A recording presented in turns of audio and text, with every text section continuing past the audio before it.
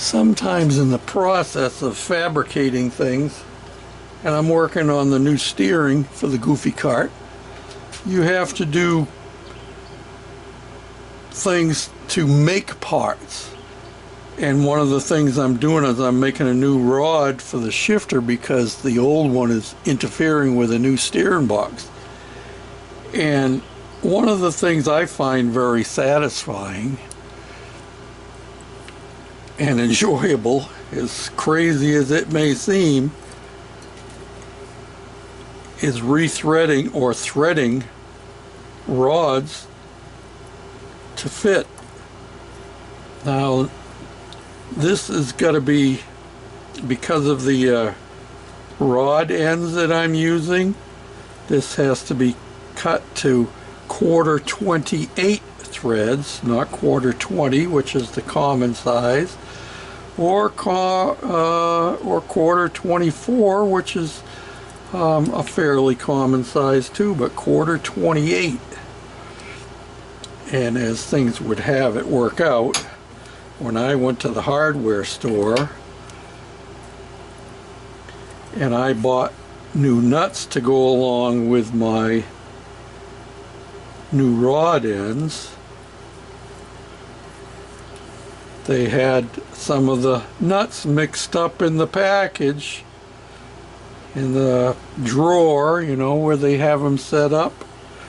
And so I ended up, instead of 2 1/4 nuts, one of them is either 1/4 or 1/4. I'm not sure which. But I'm going to have to drive 20 minutes down the hill and 20 minutes back. But I'll wait till tomorrow. I have to go to Bible study tomorrow night, so I'll go a little bit early. You see the nice peeling of the threads coming off inside of the die. Oh, I gotta get this vise tighter. It keeps turning on me.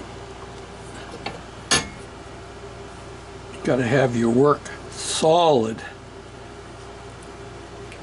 I find it fascinating watching the threads as they peel off the inside of the die. One of life's little pleasures, I guess. I know, don't take much to fascinate the old shade tree fix-it man, does it? Hold on to your hats and you'll get to see what I'm working on.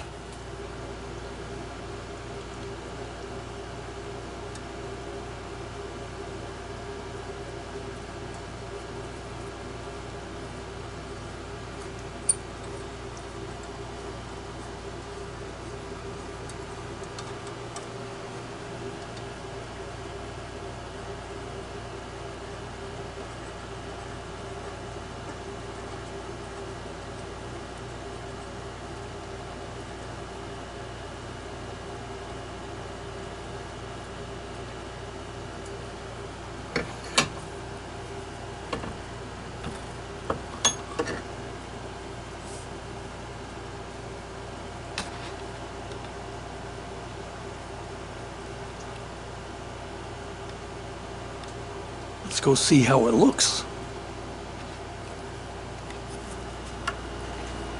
Well, this is our shift linkage now, and it's not hooked up on the shifter side, but you can see that I have a problem with it interfering right here on my steering box.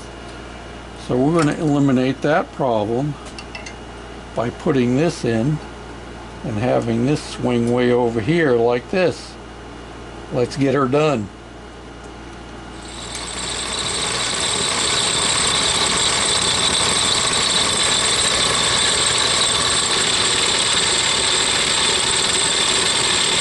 I need to get myself a centering bit. You can see my bit is wobbling a little bit. I got it as close as I could, which is not very close. Thankfully, this is not a crucial part as far as being totally centered. This is a retaining bolt shaft that's threaded, going to be threaded on both ends. It was already threaded on one end. See how deep we are now. We could still go a ways further, I think. I like to use a 1-inch bolt to hold it in place. You'll see where it's going to go in a second. This is for the counter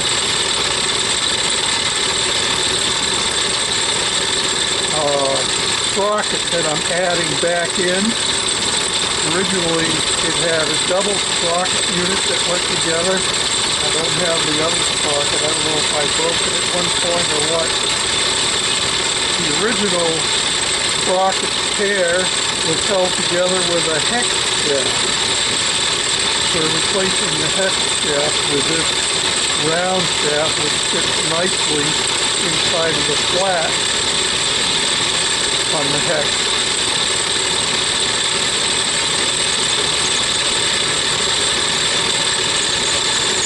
And it will be bolted from both sides. And the shaft that is actually on the sprocket fits into bronze bushings. This just holds the whole unit in place. Second time I've used this setup. The first time I used it, and I'm not done with it yet. Let me back you out here. Was for my steering shaft. And you can see I drilled it in the end there. Well, I need to drill it a little bit more than a 1/2 inch in diameter, but I don't have that big a bit yet. I have one on order. Then this will be able to slide down over the shaft coming out of my steering box, which I'll show you that too. The hole that I had drilled that you saw me drilling on my lathe was only 1/4 of an inch because that's as big as my chuck is on my end stop. So I had to drill this out again to get it up to the size that I could tap it. I'm tapping it with 3/8/16, which is what is on the other end, and I used my trusty old drill press. If I can get you around here where I can see what's going on.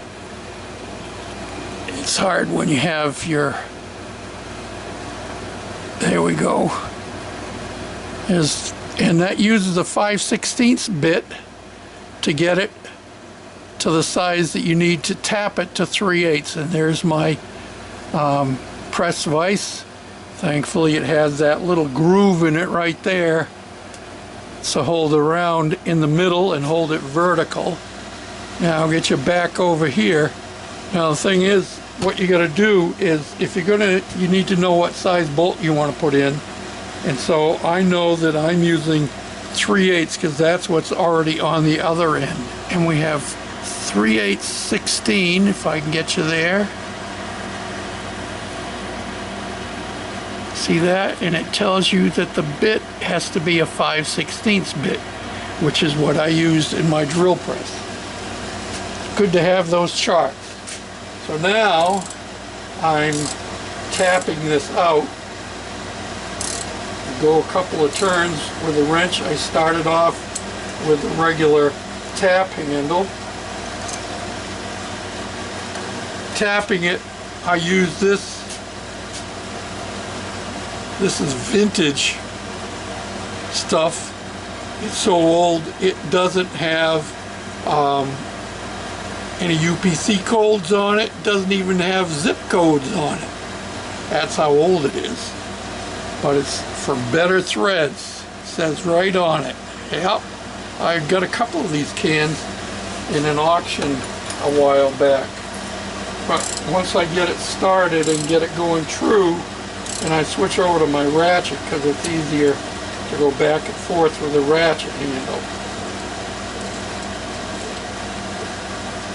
I'll just run it down until it stops.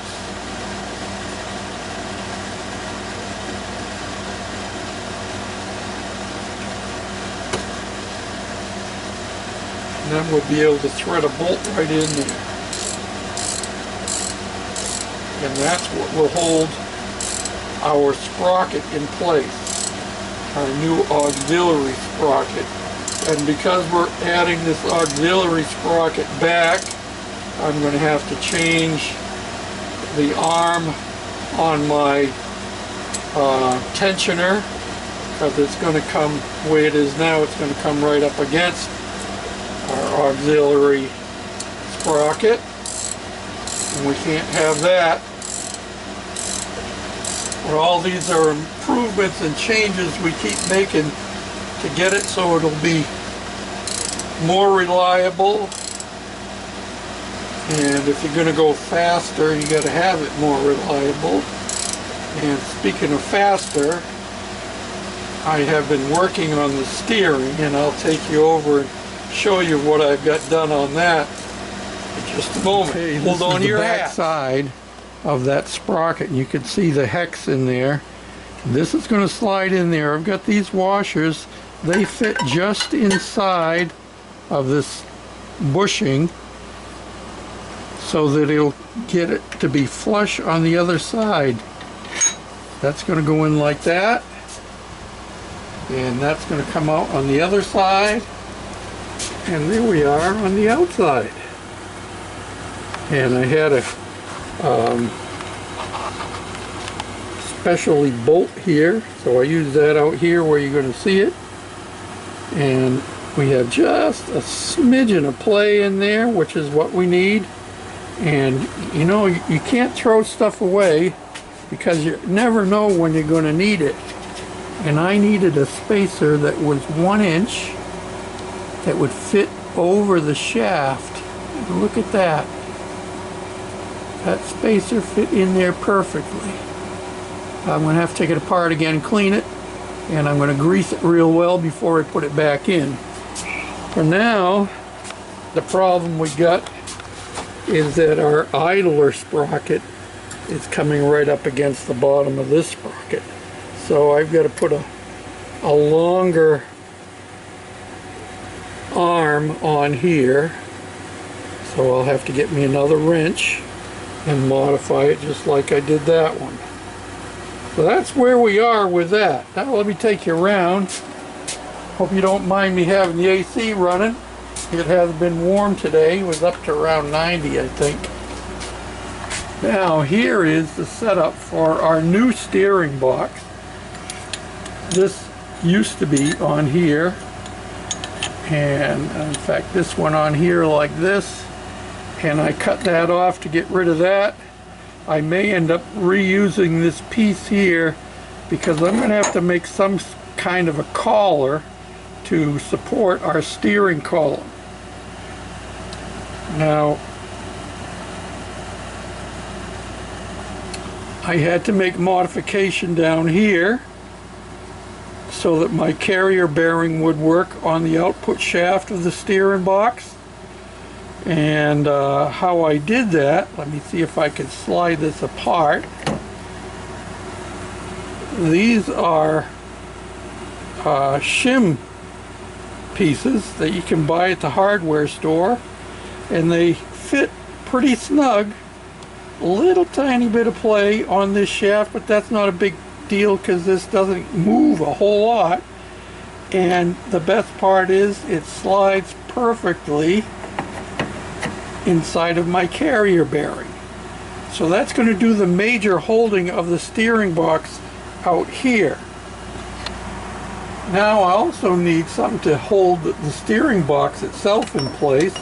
So I have this strip here that's going to fit on there, and it will bolt here into the steering box, and it will also bolt down there onto the frame. And we'll get that adjusted so it holds the steering box just exactly where we want it. So now the other thing is, I was showing my steering column shaft that I had drilled out.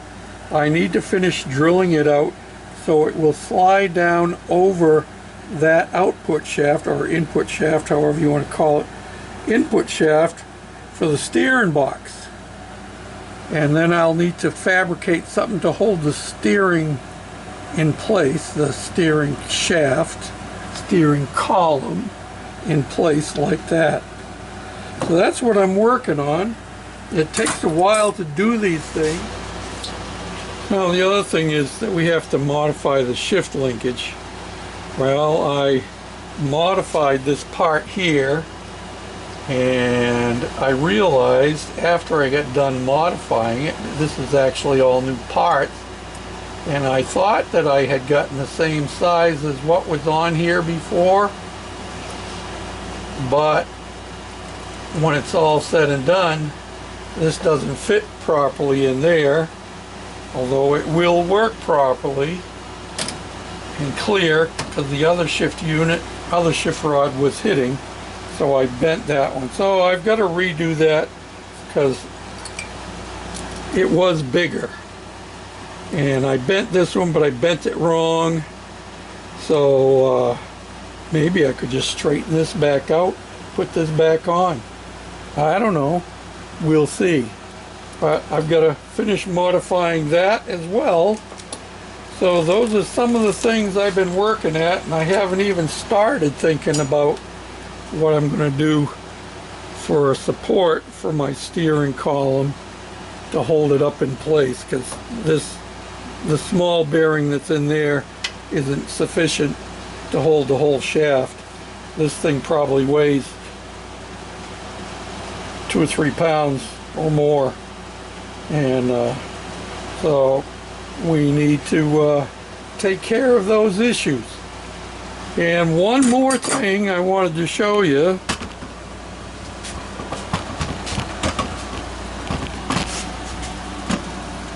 The last run that we made with the Goofy cart, when I got back here into the yard,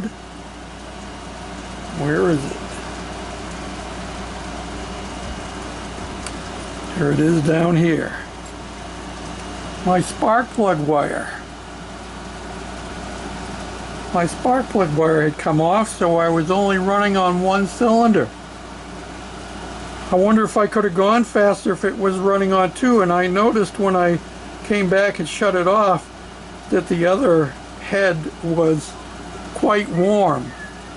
And there goes the phone. Normal, isn't it? Every time I make a video, I learn to shut it off. Anyway, I've got new ends that I got to put on. I think these are the ones I'm going to use. Probably not with the black boots on them, but we'll see. And that'll hold them in place.